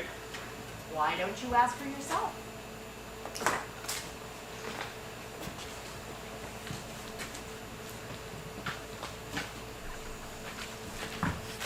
Hey, baby. What's your sign? Hello? It's Lenny! Aren't you glad to see him? That's not Lenny. Doesn't look anything like him. She's still a little disoriented, especially with all the medication. Vincent? Is that you, Vincent? No, Maggie, look, it's me, Lenny. Remember when we used to make those butterscotch cookies with the M&M smiley faces? The ones with the coconut in them? Please, Maggie, I'm not Vincent. Such a sweet little boy. My little boy. Sorry. So sorry. But then you grew up. Just a card at Christmas. And then, not even that. Stop it, Maggie, please. Oh, there's nothing left. Everything's gone. The house, everything. And you're a Shriner, waving at me in the Thanksgiving Day parade. You didn't even know who I was, Vincent. You didn't even know it was me. Oh, Lenny! I'm sorry, she didn't mean it. It's okay. Well, I guess we should be going. It's a long drive to Albany and there's always a lot of paperwork. Here. Well, goodbye, Maggie. don't forget to write. Jokes, jokes, jokes. You're always making with the jokes. You think you're pretty damn funny, don't you, Mr. Life of the Party? Yeah, I suppose I do. Well, they do too. All this time they've been out there, sitting on their fat polyester asses, laughing at you, Lady Nancy. Who, Maggie? Who are you talking about? Them! Can't you see them sitting out there? Can't you hear them laughing at us? Laughing at you, Lenny! They don't have the right! They don't have the right to laugh at us! Lenny! Stop making them laugh. No more jokes. I promise. I'm going away now. She says it's someplace warm with big white toilets like the Phillips 66 station. The toilets are so big, you can get lost in them for a week. And the toilet paper's so soft, you could stuff a pillow with it. And there's all the hot water and clean towels you could ever want. Yeah. They took away my bags, Lenny. Who needs bags with toilets like that? This is for you. I don't need it anymore. Make sure you wear it in McDonald's. It'll keep the Shriners off your neck. Yeah.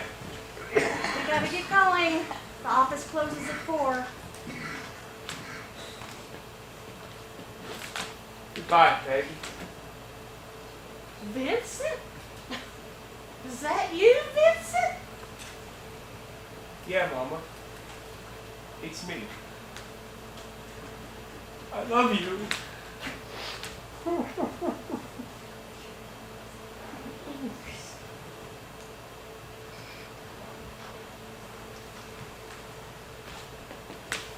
Goodbye, Vincent. Goodbye.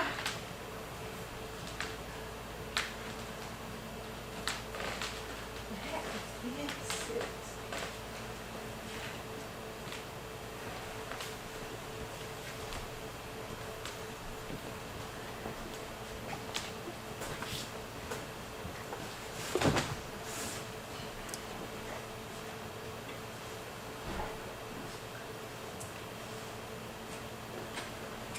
Well, it's nice to see the neighborhood hasn't changed. What are you doing here? Oh, I just thought I'd drop by, for old time's sake. How nice. Sorry, I didn't have time to freshen the place up. Don't bother. I won't be staying. Why rush off? You're always welcome to stay in the spare bedroom. Actually, I'm leaving. Heading back home to Charlotte. What? And giving all this up? What will they say back on Wall Street? They've already said it. I believe you're fired, were the exact words they used. Miss Lamond, I presume. Rachel was only protecting herself, just like you said she would. I'm sorry, John. Don't be. It finally made me realize that I came all this way for all the wrong reasons. To turn myself into somebody I couldn't be. Someone I never really wanted to be. You tried to tell me that too. I can see that now. Well, it's nice to know that my vast experience hasn't been a total waste.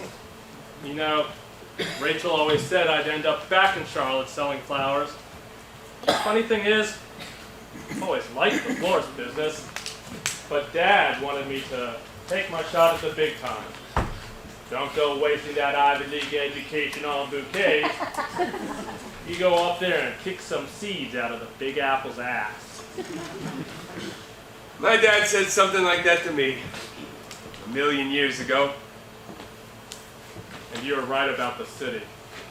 It is a jungle. A dangerous, wonderful jungle.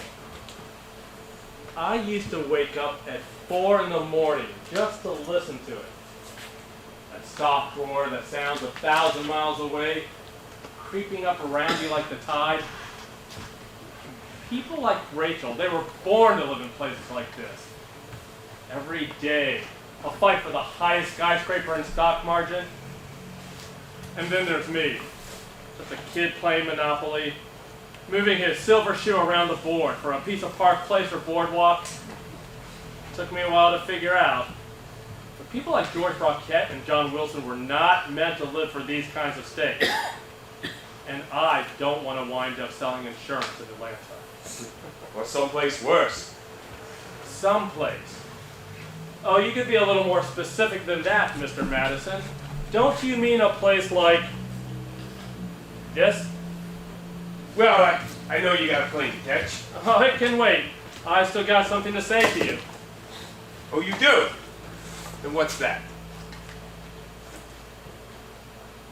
You're a goddamn coward, Lenny Madison. Hey, that's a pretty good one. I'll add it to the list. Oh, it's so easy to laugh it off, isn't it? You've got that technique nearly perfected. Thanks. Now, do you have any more stunning revelations, or can I go back to sleep? When are you going to stop hiding? Hiding? Does it look like I'm hiding? It doesn't get more public than this, pal. You're hiding from your sanity. Let's be a real bitch trying to convince everybody that you're crazy. But I guess that's easier than facing those unpleasant little realities you were so eager to tell me about the other day. Well, that's very perceptive of you, Dr. Phil. Putting psychiatric degrees in Cracker Jacks now. Poor Lenny Madison. So damn clever and amusing. He's probably the smartest person I know. Isn't it a shame he's insane? Not responsible for himself or anything else? You know, I bet that's the reason he's homeless. But I guess that's what happens to crazy people. That's what you'd like us all to believe, isn't it? I don't give a damn what you believe. The problem is, you play the part of a lunatic a little too well. Insanity is supposed to be a condition, but you've turned it into a full-time job. Why don't you get the hell out of here? Take your suitcase and your country boy opinions back to Charlotte. But, we still got a little appointment to keep. I mean, you wouldn't want me to run off before you got your weekly fix. Where did you get those? Oh, didn't Mrs. Edgeworth tell you? I thought maybe it would be a good idea if I brought them by for a change. Give me that. Why? Why should a crazy bum like you care about a few lousy pictures? Why should you give a shit about anything at all? You son of a bitch. Maybe. But whose son is that? Go ahead and keep them. I don't care. Sure. That's what I thought. Sam playing his trumpet. Sam washing his hands. Stop it! Sam eating lunch. Sam tying his shoes. Why are you doing this to me? I haven't done anything to you. You've done this to yourself. Down on your knees in the trash, scrambling after all the memories you're missing, all the love you've cheated yourself out of. Shut up. Shut up! Did you finally get a chance to say goodbye to Maggie? How long is it going to take before you are the one hating Shriners? How many years out here is it going to take before you are the one watching the Thanksgiving Day parade and despising a son you've never even had the guts to know? How can I go back? How? There I was on the 6 o'clock news wearing handcuffs. After the trial, the lawyers took everything that was left. Everything! And when I finally got out, I wanted to go back, forget it all, pretend it never happened. But I couldn't let them see me after that. I mean, goddamn it, you can't just show up on someone's doorstep and apologize for ruining their lives. Listen, I haven't got a single solution to your problem. All I know is there's a thin line between being a son of a bitch and a real friend. And either one would tell you to do the same thing. Go home. Don't you think I want to? Don't you think I dream about that every night I sleep on this lousy, stinking steam vent? But look at me. Look at me, John. I can't go back now, not like this. This is for you. What are you talking about? It's a change of clothing, some shaving cream and a razor, well, plus a few dollars for a cow.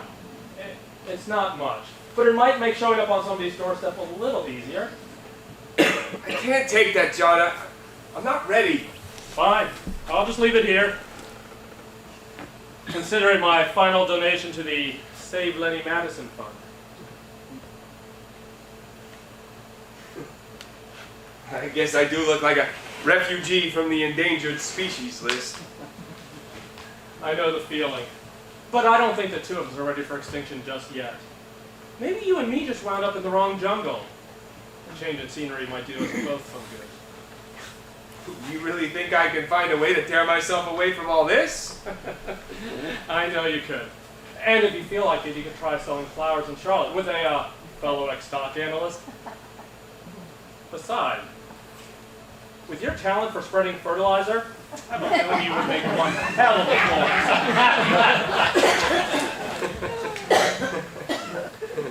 florist. I'm scared shitless. Me too. Maybe we should try introducing my dad to your son. They probably have plenty to talk about. Well, I've got a plane to catch. And you've got an appointment to keep. Thanks. Thanks for everything. You really want to thank me? Get out of here. Get a life. And say hi to Sam for me while you're at it. Goodbye, Mr. Wilson. Try not to get mugged on the way to the airport. Goodbye, Lenny. May I call you Lenny, Lenny? I guess so. All of my friends do.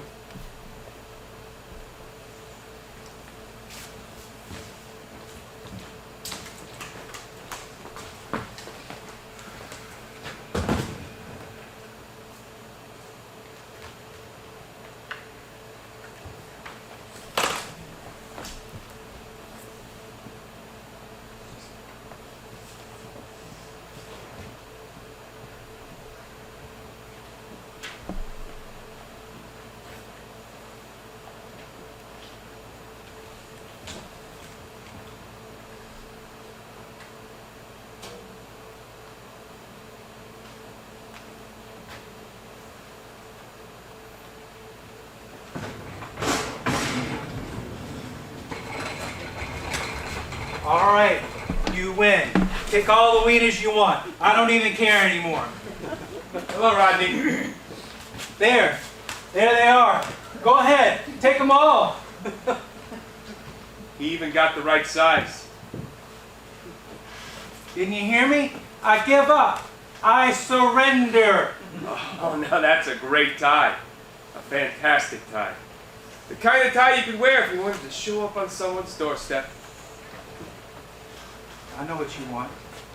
You want me to announce it. You want me to tell the whole damn city that you're too smart for me. Well, I don't care. Attention, attention, Lenny Madison is smarter than me. What are you doing? Get down from there. No way. You're too smart for me. I know what you want. Attention, attention, Lenny Madison is smarter than me. Rodney, sit down for a second. I'm asking you as a friend. As a friend?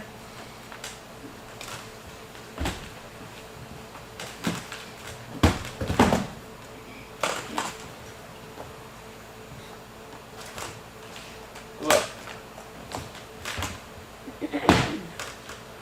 You see this kid? Yeah, I see him. Well, his name is Sam. And he's put up with a lot of crap the last few years. You see, his dad left home and never came back. No letters, no phone calls, not even a lousy card on his birthday. Yeah, that kind of thing happens all the time nowadays. It's a damn shame. You're right, Rodney. It is a damn shame. A disgrace. A tragedy. Even a nobody like me can see that nobody's kid deserves to be treated like that. And that's why I'm taking off. Taking off? Like you're moving? Yeah, that's exactly what I mean. I've decided to pay this brave little man a visit. So you're like a friend of the family or something? You can always hope, Rodney. You can always hope. Anyway, now that I'm leaving, I have a very special gift for you. This was given to me by a remarkable woman, a saint, an angel, a woman who's been like a mother to me. But I won't be needing it where I'm going, so I want you to have it.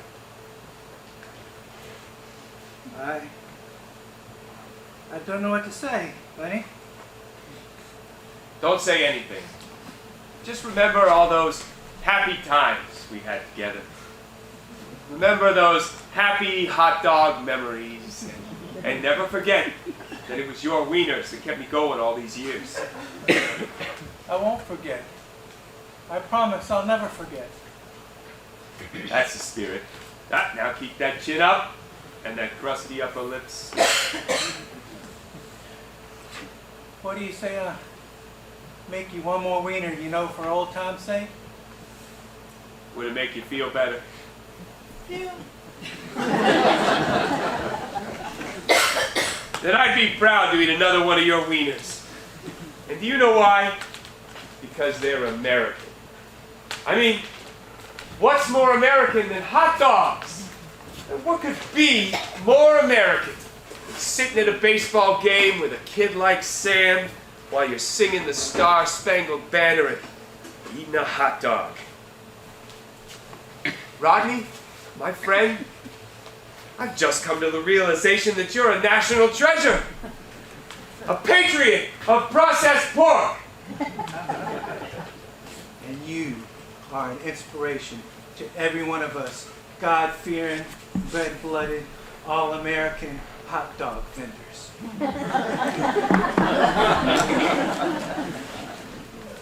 Don't say any more, Rodney. I just want to look at you one last time.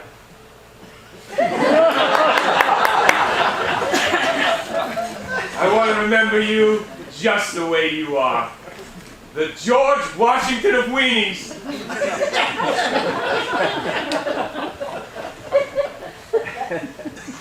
Goodbye, Lenny.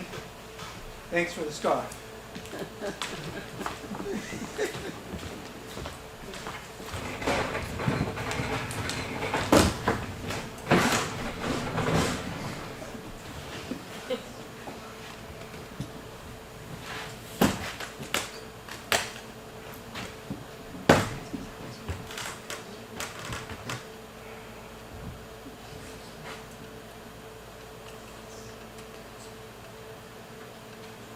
Come on, Lenny. You've got challenges to meet.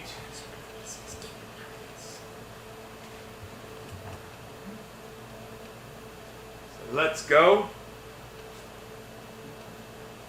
and live the hell out of today. There's no place like home. There's no place like home. There's no place like...